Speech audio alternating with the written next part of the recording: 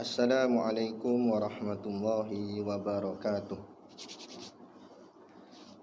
Ila hadrati sayyidina wa habibina wa syafi'i Muhammadin sallallahu alaihi wasallam wa ila arwahi abaihi wa ikhwanihi minal anbiya'i wal mursalin salawatullahi wa salamuhu alaihi wa alaihim ajma'in wa ala ali kulli wa sahabati wal qarabati wat tabi'in wa tabi'i tabi'in bi ihsanin ila yaumiddin wa ila arwahi walidina wa muallimina wa zawil huquqi alaina ajma'in wa khususan ila hadrati Syekh Ibnu Aqil bisiril Fatihah. A'udzu billahi minasyaitonir rajim. Bismillahirrahmanirrahim. Alhamdulillahirabbil alamin. Arrahmanir rahim. Maliki yaumiddin. Iyyaka na'budu wa iyyaka nasta'in. Ihdinas siratal mustaqim. Siratal ladzina an'amta 'alaihim ghairil maghdubi 'alaihim waladdallin. Bismillahirrahmanirrahim. Alhamdulillahi hamdan katsiran kama amar. Asyhadu an la ilaha illallah wahdahu la syarikalah wa asyhadu anna sayyidana wa nabiyyana Muhammadan abduhu wa rasuluh. Allahumma salli wa sallim ala sayyidina Muhammad wa ala alihi wa ashabihi wa tabi'ina lahum bi ihsanin ila yaumiddin. Subhanaka la ilma lana illa ma 'allamtana innaka antal alimul hakim. Rabbi shrah li sadri wa yassir li amri wahlul 'uqdatam min lisani yafqahu qawli. Wala haula wala quwwata illa billahil aliyil azim. Amma ba'd. Qala Rasulullah sallallahu alaihi wasallam, man shoma ramadana imanan wahtisaban ghufira lahu ma taqaddama min dhanbihi. Au kama qala rawahu Imam Ahmad. Mafhum hadis, man shoma ramadana, man tu maknanya siapa ataupun barang siapa. Shoma artinya puasa.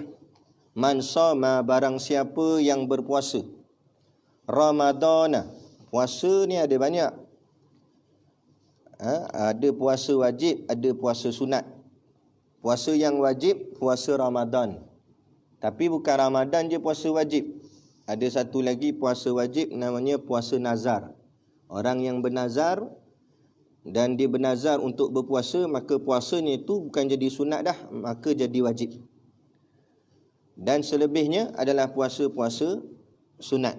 Tapi yang dimaksudkan dalam hadis ni, man shoma ramadana, barang siapa yang berpuasa bulan Ramadan. Yang ni maknanya puasa yang wajib ni, imanan, maknanya puasanya itu dengan penuh keimanan.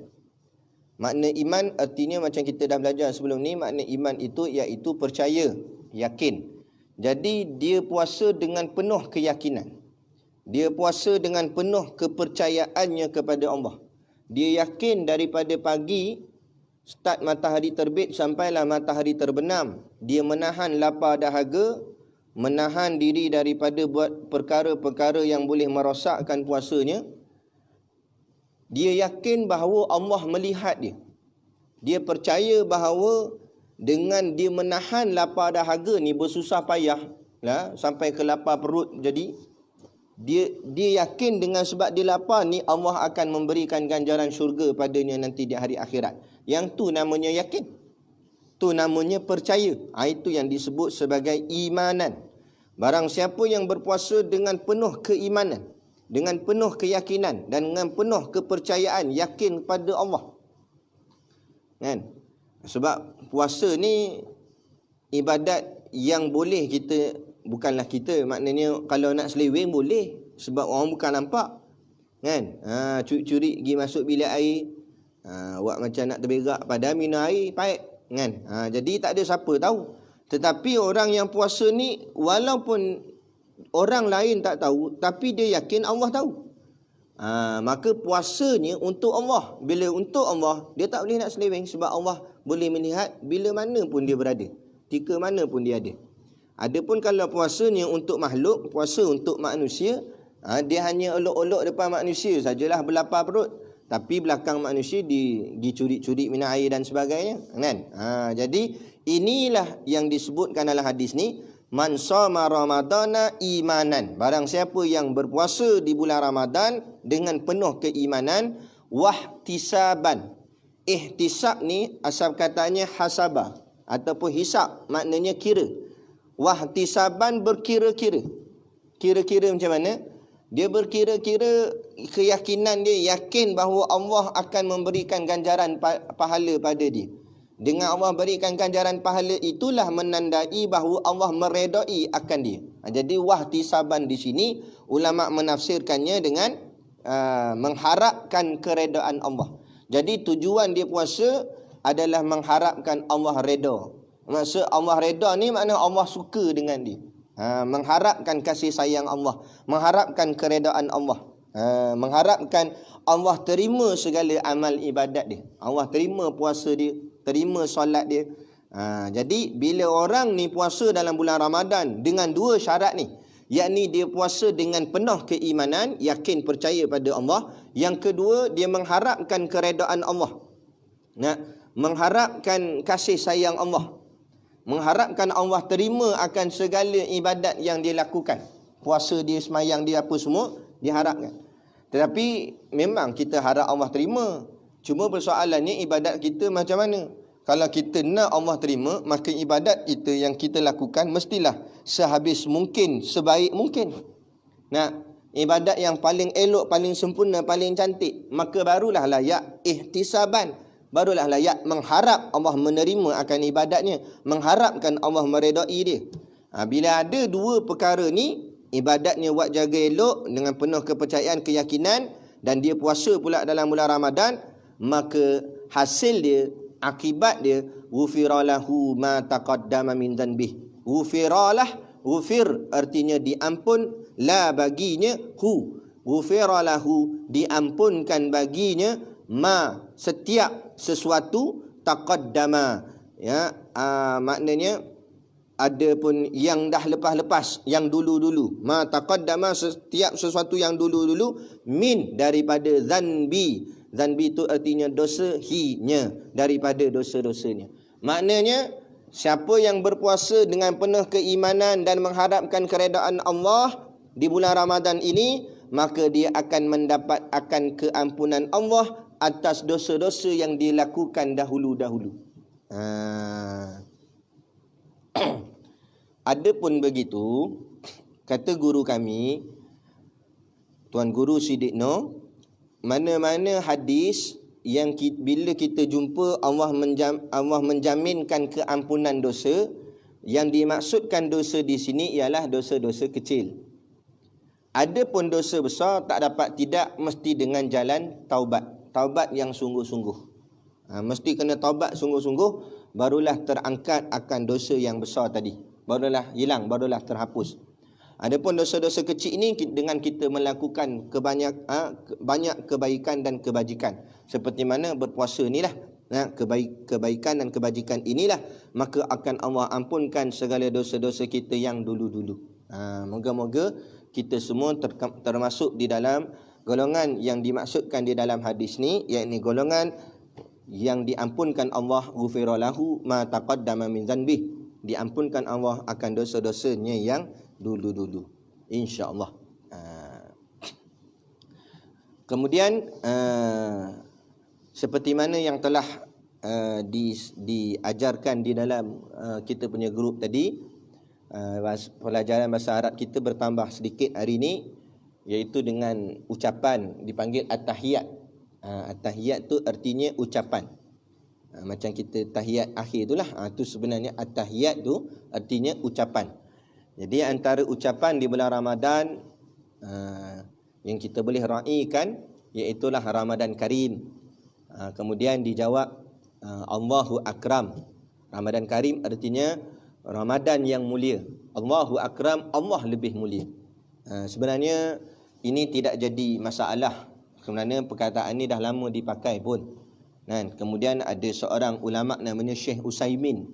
mengeluarkan pendapat beliau yang mengatakan Ramadan Karim tak boleh disebut kerana bukan Ramadan itu yang mulia, tetapi yang mulia itu sebenarnya Allah.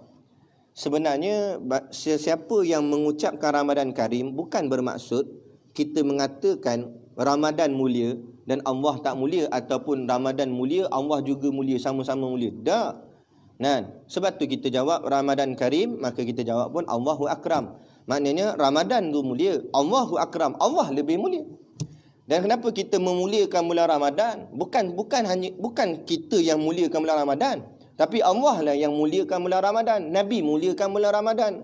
Dengan sebab Allah dan Rasul lah memuliakan bulan Ramadan, maka kita juga disuruh memuliakan bulan Ramadan.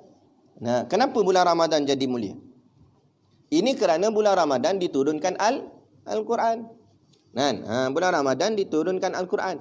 Apa saja yang berkait dengan Quran dia jadi mulia. Kerana Quran itu sebenarnya Al-Quranul Karim. Al-Quran itu sendiri mulia. Kenapa Al-Quran itu mulia? Kerana Al-Quran itu kalamullah. Kata-kata Allah, kata-kata yang mulia. Firman Allah. Maka bila Al-Quran itu mulia, apa saja yang berkait dengan Quran jadi mulia.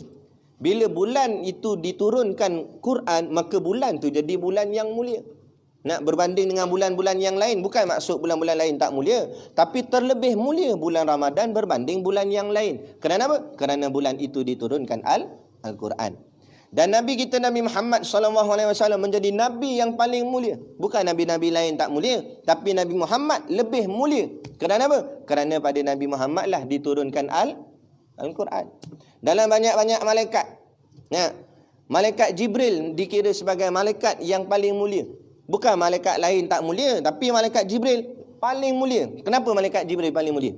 Kerana malaikat Jibril yang mengutuskan Al-Quran. Nampak? Apa saja yang berkait dengan Al-Quran jadi terlebih mulia. Jadi bukannya kita muliakan seseorang tu bulan Ramadan tu semata-mata, tapi kita muliakan bulan Ramadan itu kerana Allah memuliakan bulan Ramadan itu dengan menurunkan Al-Quran di dalamnya. Itu kan? Jadi ada fahaman-fahaman. Dia Syekh Ibn Bas, bukan Syekh bin Bas, Syekh bin Bas dan Syekh Ibn Utsaimin itu antara ulama-ulama yang menjadi dipanggil apa? Pegangan, bukan pegangan apa? Ya, ulama-ulama yang rujukan. Jadi ulama-ulama rujukan kepada golongan yang berpegang kepada fahaman Wahabi. Tak apalah, itu dengan fahamannya, asalkan fahaman mereka tak sesat, tak ada masalah. Cumanya tak payah kita bertekaklah ataupun bergaduh tentang Ramadan Karim boleh tak boleh. Sedangkan yang ijtima', yang ijma', yang sepakat, yang ittifaq, yang telah disepakati oleh seluruh ulama bahawa arak tu haram, yang ni kita tegakkan sungguh-sungguh. Bahawa arak tu haram, kita jatuhkan betul-betul. Kilang arak dan sebagainya, hapuskan betul-betul. Kan?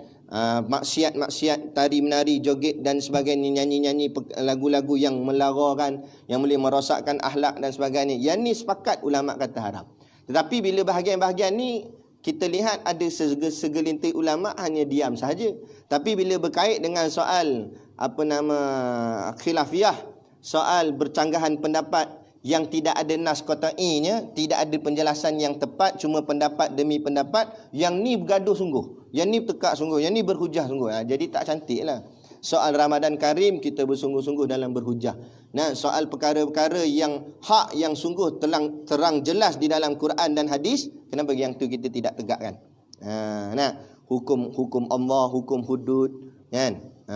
Larangan arak, haramnya pusat judi dan sebagainya. Yang ni jelas dalam Quran hadis menyatakan ia haram. Kenapa yang ni seluruh ulama kita tak sepakat untuk betul-betul menegakkan? Berhujah-hujah kita, berdekah-dekah untuk tegakkan. Patut yang ni kita sungguh-sungguh. Tapi ini soal remeh-temeh, soal kunut, soal tahlil, soal itu semua, yang ni sungguh-sungguh pula dalam nak menegakkan. Padahal perkara ni perkara khilafiyah, perkara perbezaan pendapat di kalangan ulama-ulama terdahulu.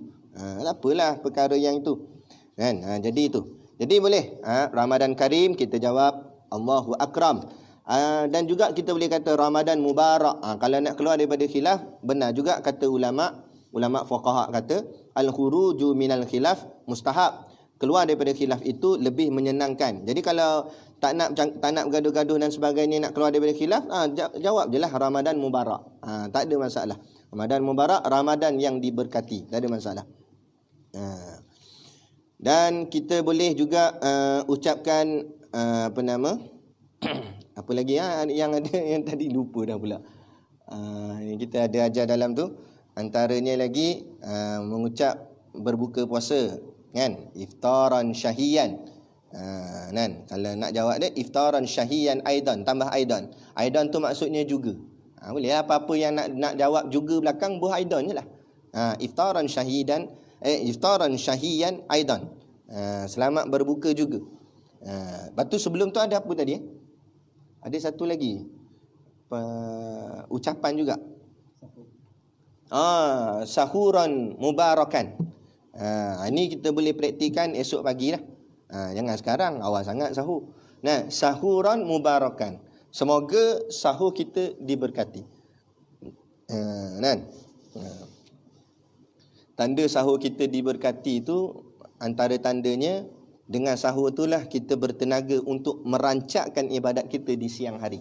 Moga-moga jadi begitulah sahur kita tu. Sebab tu sahur penuh dengan adab, selawatnya, makan kurmanya dan sebagainya.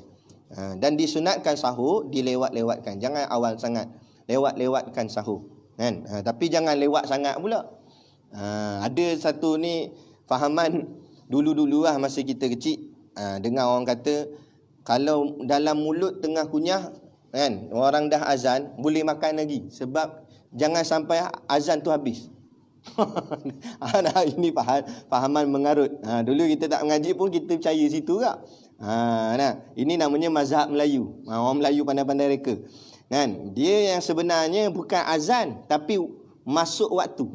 Walaupun azan tu mungkin lambat, mungkin juga Tok Bilal pun sahur tu lambat juga tadi. Lepas sahur pula sakit perut nak terberak. Jadi dia berak dulu. Tak azan lagi. Padahal dah masuk waktu dah. Orang tu pergi makan lagi. Tak boleh lah. Tapi kalau dia tak tahu, dimaaf lah. Tapi kalau dia tahu dah, masuk dah waktu subuh, cuma dia tak dengar azan. Dah tengok jam masuk waktu dah ni. Tapi azan tak lagi, tak apa, makan lagi lah, belum azan. Bukan kira azan, kira masuk waktu. Azan sebagai tanda masuk waktu. Tapi yang hakikatnya masuk waktu tu. Yang paling tepat matahari lah. Tapi berdasarkan perkiraan alim ulama, maka terhasillah takwim. Jadi kita tak nampak matahari, kita ikut takwim lah. Kan ada dalam kalender dia tulis waktu subuh ukur apa, kita pegang yang tu. Kita tengok jam kita dah tepat yang tu. Walaupun di masjid belum lagi azan, bila waktu tu sudah sama dengan dalam waktu takwim, maka maknanya telah masuk waktu. Jangan makan lagi. Ni dia kata azan belum habis lagi, boleh kunyah lagi. Yang last dia kata mana boleh. Kan? Kalau tak sengaja, dimaaf. Kalau sengaja, batal puasa. Maka kena ganti ya. Dan bila kalau batal pula puasa, jangan ingat boleh makan tengah hari sekejap lagi. Dia kata, alam batal. Makan tengah hari siap. Siap ikan, siap kap, siap. Jadi tak boleh. Walaupun sudah batal, kata ulama, wajib dia menahan lapar juga. Dia tak boleh makan. Kerana menghormati bulan Ramadan, menghormati bulan puasa dan menghormati orang yang puasa. Jadi dia kena tunggu sampailah waktu berbuka. Jadi dialah yang rugi. Dah lah tak puasa, tak boleh makan. Puasa, pahala tak dapat, tak boleh makan juga pun tak dapat. Tapi orang salah faham, dia ingat dia tak boleh puasa, dia boleh makan. Salah, kan? Yang dianjurkan untuk boleh berbuka golongan musafir. Yang tu boleh lah dia makan, dia batalkan puasa dia sebab dia keadaan musafir. Tapi tengok jugalah macam keadaan zaman kita hari ni, musafir kita dalam aircon, naik kereta. Jadi maknanya ada kesenangan dia lagi. Lebih baik kita ambil jalan terus berpuasa. Yang ni diibaratkan ini seperti mana di tanah Arab zaman dulu-dulu naik unta dan sebagainya, perjalanan jauh, makan berhari-hari. Jadi yang tu memanglah keletihan yang amat sangat, kan? Jadi di situ diharuskan atau dibolehkan mereka untuk berbuka. Jadi baik. Jadi itu antara ucapan-ucapan bahasa Arab kita. Kemudian kita sambung kitab kita ni, iaitu kitab Zadul Muta'allim. Alhamdulillah dah banyak dah muka surat kita jalan dah, kan. Jadi malam ni seperti yang kita janjikan, kita mungkin insya-Allah kita akan habiskan perbicaraan sifat 20 ni. Jadi kita bermula daripada sifat yang ke-14. Jadi 13 sifat selesai. 13 sifat yang kita dah belajar dulu, daripada satu wujud sampailah yang ke-13 kalam, ini dipanggil qaul Imam Abu Hasan Al-Ash'ari. Qaul tu maksudnya pendapat. Pendapat yang diutarakan oleh pelopor imam kita, yakni orang-orang yang mula menyusun kitab tauhid atau menyusun ilmu-ilmu tauhid, namanya Imam Abu Hasan Al-Ash'ari. Yang ni pegangan kita akidah Ahlussunnah wal Jamaah. Jangan jelah kita mengaku kita Ahlussunnah wal Jamaah, tapi bila orang tanya siapa imam Ahlussunnah wal Jamaah tu, siapa imam dia, maka kita kena kenal lah. Maka kita jawab, imam kepada akidah Ahlussunnah wal Jamaah ialah Imam Abu Hasan Al-Ash'ari. Tu imam kita. Maksud imam di sini, dialah yang mula-mula menyusun kaedah sifat 20 ni, kaedah akidah Ahlussunnah wal Jamaah. Ulama tu namanya Imam Abu Hasan Al-Ash'ari. Jadi pendapat Imam Abu Hasan Al-Ash'ari ialah 13 sifat yang kita dah belajar sebelum ni, daripada wujud sampai ke sifat kalam. Takat 13 tu je. Sebab tu ada pendapat ulama yang mengatakan sekurang-kurang mengaji ilmu tauhid ialah 13 sifat. 13 sifat tu mana? Ni mengikut kaul Imam Abu Hasan Al-Ash'ari. Kemudian datang imam terkemudian, namanya Imam Abu Mansur Al-Maturidi. Nama dia Imam Abu Mansur Al-Maturidi. Imam Abu Mansur Al-Maturidi inilah yang menambah lagi 7 sifat, maka lengkap sehingga ke hari ini menjadi 20. Itulah yang disebut sebagai pengajian sifat 20. Jadi 20 tu sebab Imam Abu Mansur Al-Maturidi dia ambil 13 ni, kemudian dia tambah lagi 7, maka lengkap jadi 20. Walaupun begitu, siapa yang berpegang kepada kaul Imam Abu Hasan Al-Ash'ari, maknanya dia nak mengaji 13 saja. Boleh kata ulama, tetapi jangan menafikan 7 yang lagi ni, 7 kemudian ni. Siapa yang menafikan 7 mengikut kaul Imam Abu Mansur ni, maka jadi sesat juga, rosak akidah. Walaupun dia tak nak walaupun dia nak ambil sampai 13 je dia mengaji, lagi 7 tak boleh tolak. Mana walaupun dia tak mengaji, jangan tolak. Kalau dia tolak, kafir. Ada. Sebab 7 ni pun betul. Jadi kita nak tengok lagi 7 ni. Maka sifat yang ke-14 menurut kaul Imam Abu Mansur Al-Maturidi, kata musannif, kaunuhu qadiran, artinya keadaannya yang berkuasa. Saya baca dulu sampai habis. Lawannya kaunuhu ajizan, artinya keadaannya yang lemah. Kalau kat kitab tu tak berapa jelas dia punya baris, tolong bubuh. 15, kaunuhu muridan, artinya keadaannya yang berkehendak, yakni menentukan. Lawannya kaunuhu karihan, artinya keadaannya yang benci, yakni tidak menentukan. 16, kaunuhu aliman, artinya keadaannya yang mengetahui. Lawannya kaunuhu jahilan, artinya keadaannya tidak mengetahui. 17, kaunuhu hayyan, artinya keadaannya yang hidup. Lawannya kaunuhu mayyitan, artinya keadaannya yang mati. 18, kaunuhu sami'an, artinya keadaannya yang mendengar. Lawannya kaunuhu asamma, artinya keadaannya yang tuli. 19, kaunuhu basiran, artinya keadaannya yang melihat. Lawannya kaunuhu a'ma, artinya keadaannya yang buta. 20, kaunuhu mutakalliman, artinya keadaannya yang berkata-kata. Lawannya kaunuhu abkam, artinya keadaannya yang kelu. Selesai. Okey, kita nak tengok. Kenapa saya baca semua sekali? Kerana ketujuh-tujuhnya berlebih kurang. Cumanya yang kita nak nyatakan di sini, apakah perbezaan antara sifat ma'ani yang kita belajar dulu, start daripada kudrat, iradat, ilmu, hayat, sama', basar, kalam. 7 tu, itu sifat ma'ani. Dan apa bezanya dengan sifat ma'nawiyah ni? Iaitu kaunuhu qadiran, muridan, aliman, hayyan, sami'an, basiran, mutakalliman. Sebab kalau kita tengok dari sudut perbahasan ni nampak berlebih kurang. Contohnya kaunuhu qadiran itu dengan kudrat, kan qadiran juga sama. Kudrat qadiran. Nah, jadi tang mana beza? Maka bezanya adalah pada perkataan kaunuhu. Okey, baik. Kaun ni hu tu domir, hu tu maksudnya nya. Itu kata ganti nama. Asal katanya kaunu saja. Kaunu tu kaun. Kaun tu artinya keadaan. Jadi kaunuhu keadaannya. Okey, baik. Keadaannya qadiran. Keadaannya berkuasa. Kenapa dia jadi baris atas tu, itu dalam ilmu nahwu lah. Kan? Tapi nak bicaranya kaunuhu qadiran, iaitu keadaannya berkuasa. Berbeza dengan sifat yang sebelum ni kita belajar, sifat yang ketujuh. Kalau ada kitab boleh rujuk tengok. Nombor 7 dia tulis kudrat, nombor 14 tulis kaunuhu qadiran. Bezanya 14 tu kaunuhu qadiran, keadaannya berkuasa. Adapun yang nombor 7 tu kudrat, berkuasa je. Bukan keadaannya berkuasa, tapi berkuasa. Betul dia tulis sini, artinya keadaannya, nya siapa? Nya Allah Ta'ala yang berkuasa. Okey, baik. Apa maksud dia ni? Apa bezanya dengan kudrat ni? Okey, baik.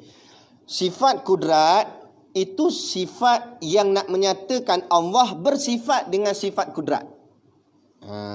Menyatakan bahawa Allah memiliki sifat kudrat. Allah memiliki sifat kuasa. Okey. Adapun kaunuhu qadiran menunjukkan bahawa keadaan Allah itu berkuasa. Okey, kalau nak mudah fahamnya begini.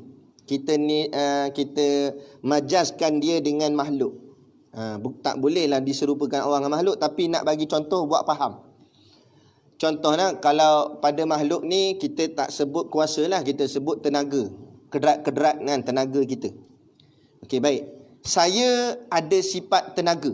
Tenaga tu ada pada saya. Tapi belum tentu keadaan menunjukkan saya bertenaga. Kalau sedang saya tidur. Waktu saya tidur, nampak ke saya bertenaga? Tak nampak, keadaan tu tak nampak. Sebab bila keadaan tak nampak, belum pasti. Tapi tahu kat diri dia tu ada sifat tenaga, tapi keadaan tak nampak. Bila keadaan nampak dia bertenaga, bila dia berlari, bila dia angkat sesuatu baru nampak, tengok keadaan pun bertenaga. Nampak?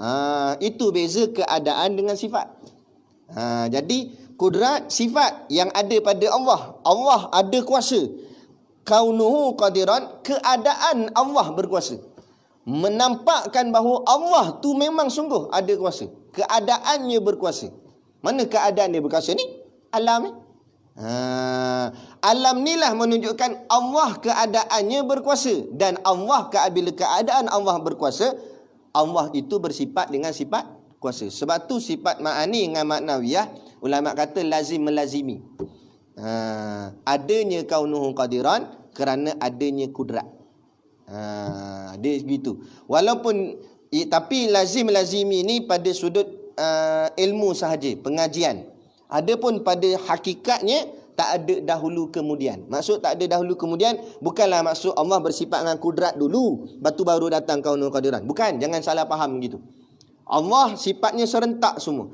Kudrat, kaunuhu qadiran semua sekali, ada sekali.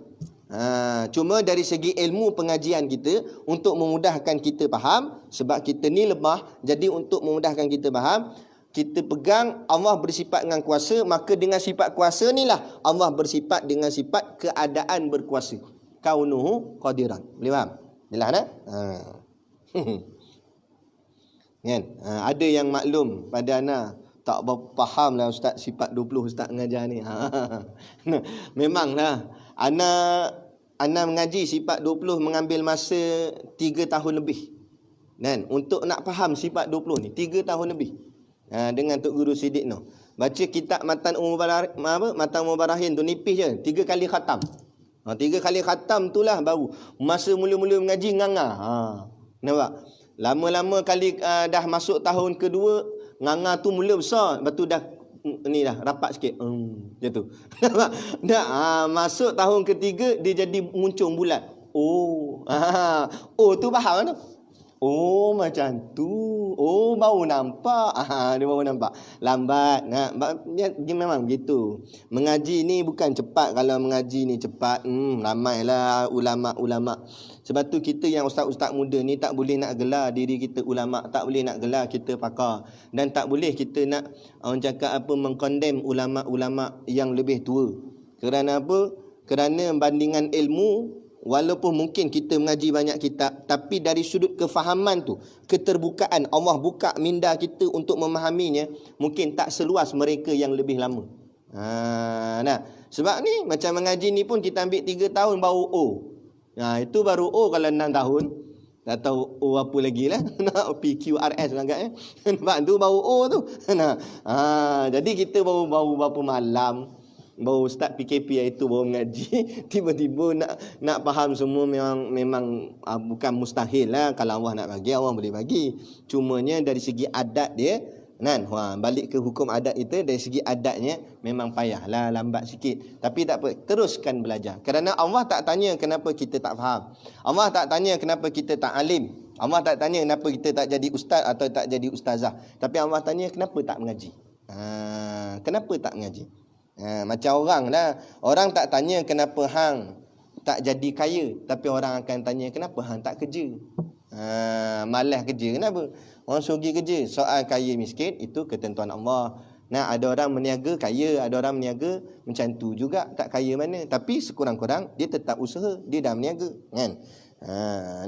Sama juga kita tetap usaha dan teruskan mengaji. Soal faham tak faham, Allah lah yang memberi faham. Kita cuma ikhtiar dan berusaha. Okey, baik. Jadi itu kaunuhu qadiran. Keadaannya Allah Ta'ala itu berkuasa. Jadi kemudian lawan dia. Sebab tu maknawiyah dia ringkas je. Ayat-ayat dia pun ringkas. Jadi macam kita belajar sebelum ni lah. Pertama nama tahu dah, kaunuhu qadiran. Artinya terjemah bahasa keadaannya yang berkuasa. Tengok dalam kitab samalah.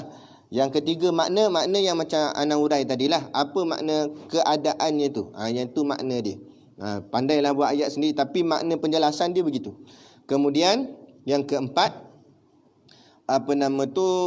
lawan dia. Lawan dia kaunuhu ajizan. Dia ambil daripada lawan kudrat juga. Lawan kudrat ajazu. Bila sampai kat kaunuhu dia jadi ajizan. Jadi samalah keadaannya yang lemah. Sebab kuasa lawannya lemah. Jadi keadaan berkuasa lawannya keadaan lemah. Jadi mustahil Allah itu bersifat kuasa tapi keadaannya lemah. Mustahil. Tapi kalau makhluk tak mustahil. Makhluk ia boleh jadi begitu. Kan? Contoh, saya ada sifat tenaga. Macam tadilah, ada kedrat. Saya boleh angkat barang. Kan? Tapi saya buat malas. Kata angkat tonggeh ni jap. Tonggeh tu memanglah berat, tapi sebenarnya saya ada kekuatan untuk angkat. Saya boleh angkat. Tapi saya buat macam buat lemah, buat lembik. Macam tak boleh nak angkat, seret deng gitu. Buat lembik gitu. Jadi pada pandangan orang nampak keadaan kita tu bertenaga ke keadaan kita lemah? Keadaan lemah. Tapi sebenarnya pada diri dia boleh angkat. Itulah makhluk. Allah tak begitu. Itu baru kita nampak faham.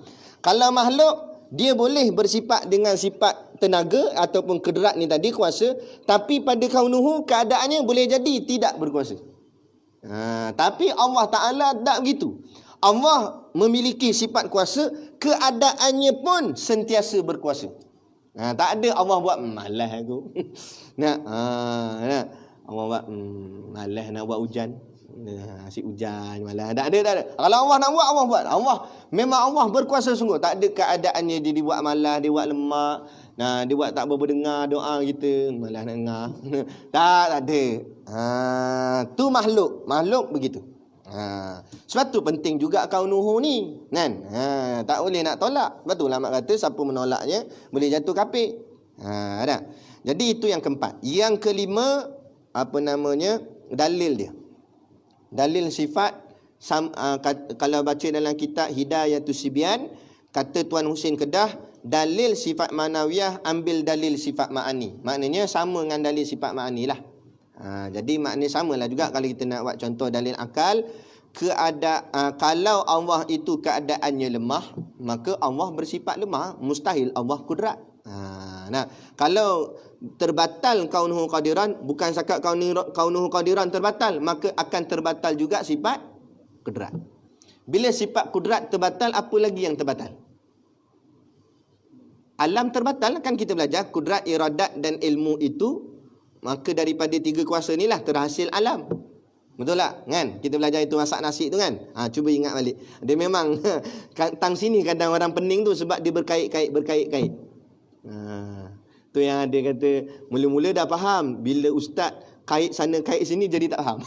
Dia memang macam tu. Sebab tu dia kena faham semua dulu. Bila faham semua barulah kita cantumkan dia. Dia akan terkait. Jadi bila kudrat terbatal, automatik iradat dan ilmu pun terbatal. Sebab apa? Bila kudrat terbatal, alam tak jadi. Bila alam tak jadi, iradat pun tak guna, ilmu pun tak guna. Jadi kalau kudrat, iradat, ilmu terbatal, maka terbatal segala sifat salbiah. Kidam, baqa' apa semua tu semua terbatal. Dan kalau kidam, baqa' semua terbatal, maka terbatal sifat wujud. Bila terbatal sifat wujud, maka Tuhan tak ada. Maka mustahil akal tak boleh terima. Sebab tu dia semua berkait. Dia macam domino lah. Kalau jatuh satu, semua jatuh. Kan?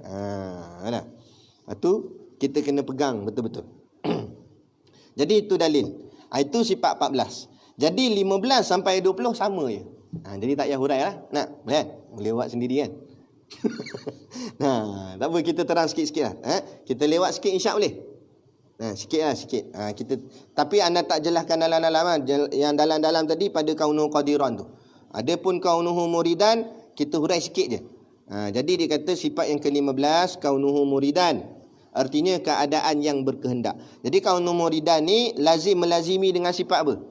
Sifat iradat. Kalau buat carta kertas tu, carta minda tu, tulis kudrat wa iru kaunuhu qadiran. Iradat wa iru kaunuhu muridan. Maknanya kawan dia. Apitan dia, geng dia. Jadi kaunuhu muridan datang dengan sifat iradat. Adanya iradat, maka adanya lah kaunuhu muridan. Jadi Allah bersifat dengan sifat kehendak. Bukan setakat Allah memiliki sifat kehendak, keadaannya pun berkehendak. Contoh, kalau dia begini, mengaji sifat 20 ni, kalau kita tak berapa nak faham tentang Tuhan, memang kita susah nak faham sebab kita mengaji satu benda yang kita tak nampak. Kan? Jadi kita fahamkan dengan benda yang kita nampak. Yang benda kita nampak makhluk. Kita ambil contoh kita. Kemudian kita canggahkan dia, mukhalafahkan dia dengan Allah. Jadi kalau contoh makhluk, kadang-kadang makhluk ni ada kehendak, tapi kadang-kadang keadaannya tak menunjukkan dia kehendak. Contoh, kalau ikut perasaan ke hati ni, kehendak kita nak pakai velfire tak? Kan? Tapi keadaan tak mampu. Keadaan tak berkehendak pun nak pakai velfire. Kan? Macam bila, dalam hati je teringin nak, tapi bila ada depan mata ke apa, kita buat biasa. Buat nampak macam tak nak. Ataupun macam awek cun lah. Kan? Awek ni macam mana awek pun dia suka kalau lelaki puji. Biar lelaki tu kembang sebelah hidung pun, nak telinga macam piring astro pun, kalau puji dia suka bunga-bunga hati. Dalam hati dia nak sangat orang puji. Tapi bila orang puji dia, Assalamualaikum, kan orang bagi salam kan. Hai lawa kan. Dia buat dia jadi dia buat sombong. Padahal dalam hati, sono. Jadi macam tu juga. Maknanya dia nak orang puji dia, tapi pada keadaan dia tak menunjukkan bahawa dia nak. Dia egois sikit lah. Maknanya dia buat relax. Tapi keadaan dia menunjukkan macam tak nak. Padahal dalam hati nak. Itu makhluk. Ada pun Allah Ta'ala, Allah memiliki sifat nak, sifat kehendak. Dan bukan sakat memiliki sifat, keadaannya pun menunjukkan Allah berkehendak. Allah tunjukkan keadaannya berkehendak. Memang Allah tunjukkan bahawa dia memang nak. Setiap sesuatu yang dijadikannya. Kan? Maksudnya bukan terpendam. Maknanya Allah teringin nak cipta manusia. Tapi Allah tak nak tunjuk tak nak buat Dah. Bila Allah nak cipta manusia, keadaannya menunjukkan Allah cipta manusia. Itu maksud dia. Berkaitan iradat dan kaunuhu muridan. Kemudian sifat yang ke-16, kaunuhu aliman. Yang lain-lain tu Inilah boleh isi sendiri tentang poin-poin yang seterusnya lah. Poin yang ketiga, lawan dia 4. Dia sama balik macam ma'ani je. Sama balik macam. Cuma dia nak bezakan kaunuhu tu saja. Sebab tu kita habiskan terus malam ni. Kan? Yang yang ke-16-nya kaunuhu aliman. Artinya keadaannya yang mengetahui. Jadi kaunuhu aliman nak melazimi daripada sifat ilmu. Mengetahui. Jadi Allah memiliki sifat ilmu, bukan setakat memiliki sifat ilmu, keadaannya pun menunjukkan dia berilmu. Kalau makhluk tak begitu. Kadang-kadang makhluk ada sifat ilmu, dia cerdik, alim, orang yang pandai, ada ilmu pada dia. Tapi keadaannya tak menunjukkan dia berilmu. Bila keadaan tak menunjukkan dia ilmu? Contoh macam tok guru kita lah, contoh. Tok guru seorang yang berilmu, alim, dalam kepala macam-macam Quran, ayat Quran, hadis semua dalam kepala. Hukum hakam semua dia hafal dalam kepala. Tapi bila tok guru pergi buat napiah, pergi buat kandang kambing, sebagainya, tok guru tukar pakaian, pakaian ilmunya, yang ni pakai jubah serban, tok guru pakai t-shirt biasa. Kan? Pakai t-shirt biasa, pakai kopiah gitu. Kan? Lepas tu potong-potong daun napiah. Kalau orang tak kenal siapa tok guru pondok ni, dia panggil tok guru ke dia panggil pak cik? Assalamualaikum pak cik, rumah tok guru mana? Pada tu lah tok guru dah. Sebab apa? Sebab keadaan waktu tu tak menunjukkan seperti dia orang alim. Tak menunjukkan seperti dia adalah seorang tok guru. Keadaan tu. Sebab apa? Sebab keadaan orang alim ni ginilah, pakai jubah, pakai serban, pegang kitab, itu keadaan. Tapi makhluk kadang-kadang keadaannya tak menunjukkan sifatnya. Adapun Allah, bila Allah bersifat dengan sifat ilmu, keadaannya pun berilmu. Mustahil, akal tak boleh terima Allah berilmu tapi keadaan jahil. Tak boleh. Sifatnya berilmu, keadaannya pun berilmu. Menunjukkan keadaannya berilmu. Tapi jangan maknanya Allah pakai serban jubah lah Ustaz. Bengong lah ni. Orang buat contoh je tadi. Bukanlah maksudnya, maknanya Allah bersifat ilmu, keadaannya pun menunjukkan dia berilmu. Sebab tu sifat ni yang lagi 7 ni datang kemudian.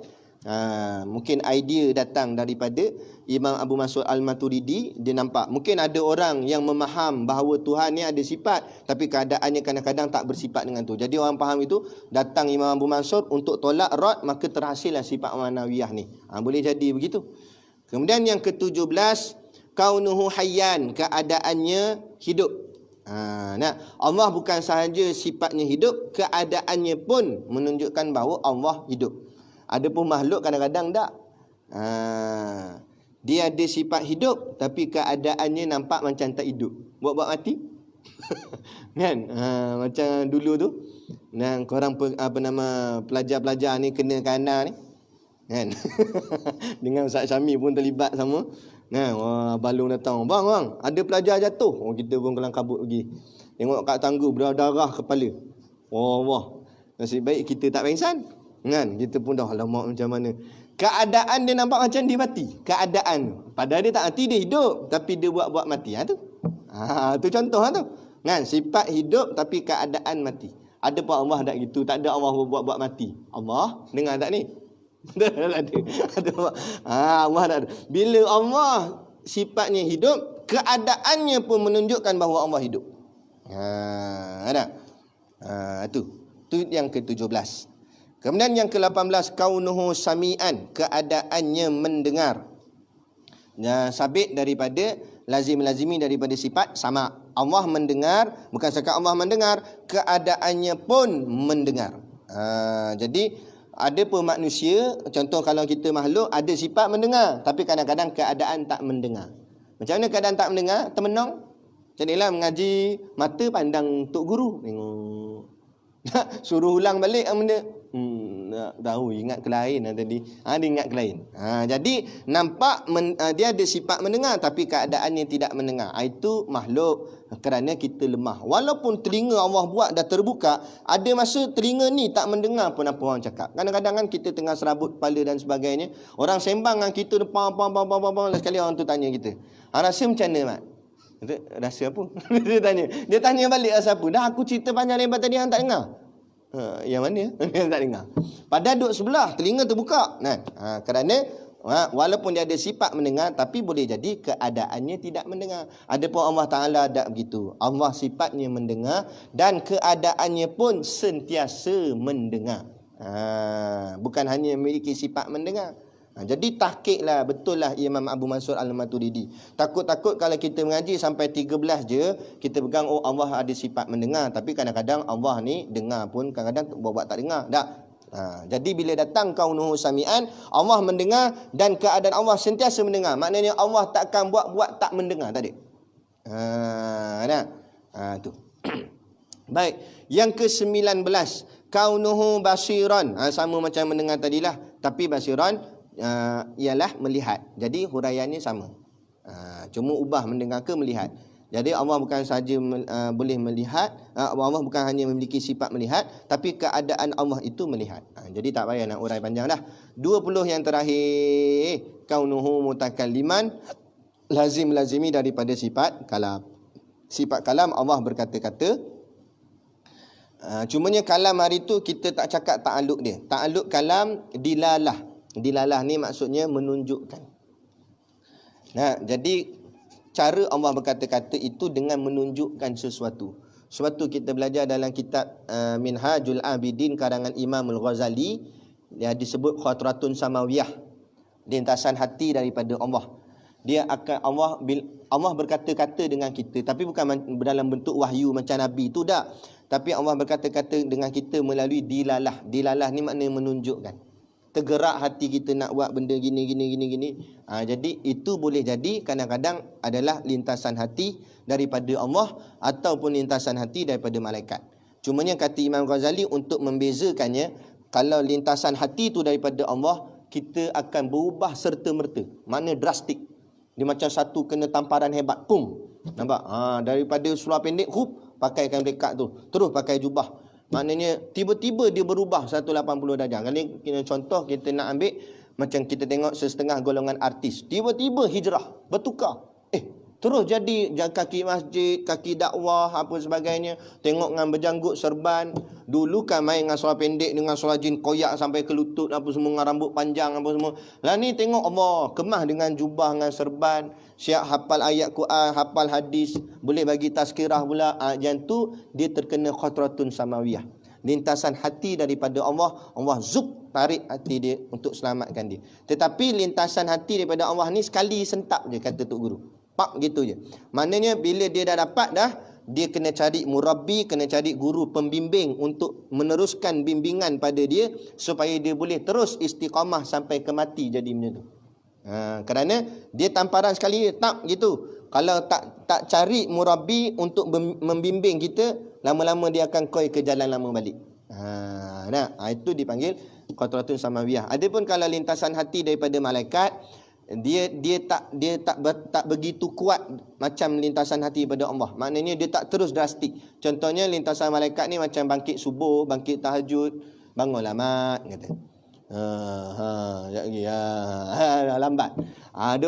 Lambat itu yang ajak kita buat benda baik tapi kita tak berapa kuat nak buat ataupun kita lambat-lambat, itu adalah teguran daripada malaikat. Tapi kalau iman kita mantap, kita kenal tu malaikat yang seru, yang nak tolong kita, kita sambut dia dengan cepat-cepat. Sebab tu kena kenal khatir kan, lintasan tu. Baik, itu tambahan sikitlah daripada ilmu tasawuf kan. Kemudian yang ni yang ke-20 ni mutakaliman, maknanya kata. Bukan Allah hanya memiliki sifat berkata-kata, tetapi perkataan Allah atau berkata-katanya Allah itu dengan keadaannya sekali. Keadaan menunjukkan bahawa Allah berkata-kata. Memang pun kita boleh nampak keadaan ni. Dengan tadi yang kita terasa hati, macam Allah mendorong kita ke arah sesuatu perkara yang baik kan. Jadi itu keadaan lah tu kan. Allah sedang berkata-kata dengan kita. Kalau orang yang menjalani jalan tasawuf dengan tarikatnya, dengan ada dipanggil apa tu, bersuluknya sebagainya, dia akan merasa lagi. Nak cakap pun payah. Orang yang menjalani ni dia dapat merasainya. Dia akan rasa dia bersembang ataupun berkata-kata dengan Allah dan sebagainya kan. Dia akan rasa seronok dengan Tuhannya. Itu panjanglah lagi huraian dia, itu dalam bab tasawuf. Itu dah tinggi sangat, tak apalah, nanti kita belajar kitab Zadul Muta'alim dulu. Jadi selesailah sifat 20 kita pada malam ni. Tetapi tak habis lagi dalam bab tauhid. Dia akan huraikan pula tentang sifat yang harus, kemudian perkaitan sifat 20 ni dengan pembelajaran istiqna dan iftikar pula. Apa kaitan dia? Nanti kita akan tengok pada kuliah yang akan datang lah. Baik. Jadi malam ni kita tangguh dulu soalan lah, sebab tak sempat, sebab huraian malam ni sedikit panjang. Maka soalan kita tangguhkan pada sesi pengajian kita yang akan datang, insya-Allah. Jadi cukup sekadar tu pada malam ni. Moga-moga Allah pertemukan lagi kita di dalam pengajian ini. Sebab dengar katanya tak tahu Allah alam kan. Nanti kan kata saya sebar berita palsu pula. Cuma dengar-dengar katalah, ura-ura kata PKP mungkin lebih lama lagi. Jadi tak apalah, walaupun lama macam mana, kita teruskan je lah pengajian kita seperti ini pun tak ada masalah. Jadi maknanya ada PKP ke tak ada PKP ke, kita dengan Allah tetap sama. Ibadat kita tetap okey, pengajian kita tetap okey. Kan? Tak ada masalah. Kan? Jadi gitu. Jadi sekadar tu pada malam ni. Saya mohon maaf sekiranya terkasar bahasa atau mengguris hati mana-mana pihak, apapun yang kita sampaikan untuk memahamkan masyarakat kita dengan pengajian Islam secara khususnya, insya-Allah. Amin ya rabbal alamin. Jadi sekadar tu, wabillahi taufik wal hidayah. Assalamualaikum warahmatullahi wabarakatuh. A'udzu billahi minasyaitonir rajim. Bismillahirrahmanirrahim. Alhamdulillahirabbil alamin wassalatu wassalamu ala asyrafil anbiya'i wal mursalin sayyidina Muhammad wa ala alihi washabihi ajmain. Allahumma taqabbal minna salatana wa du'aana innaka antas samiul alim wa tub alaina innaka antat tawwabur rahim. Allahumma ja'al dinana dinan nabi Muhammadin sallallahu alaihi wasallam wa islamana islamal muslimin wa imanana imanal mu'minin wa salatana salatal khashiin wa a'malana a'mal salihin wa niyatana niyatal mukhlisin wa dhunubana ya Allah dhunubal mustaghfirin wa hayatana hayatal ulama wa mautana bimauti syuhada wa adkhilnal jannata ma'al anbiya'i alaihi wassalatu wassalam. Rabbana atina fid dunya hasanah wa fil akhirati hasanah wa qina azabannar wa qina azabannar wa qina azabannar. Wa sallallahu ala khairi khalqihi sayyidina Muhammad wa ala alihi washabihi wasallam. Subhana rabbika rabbil izzati amma yasifun. Salamun alal mursalin walhamdulillahi rabbil alamin. Amin ya rabbal alamin. Taqabbalallahu minna wa minkum. Tadi azan kat masjid ni.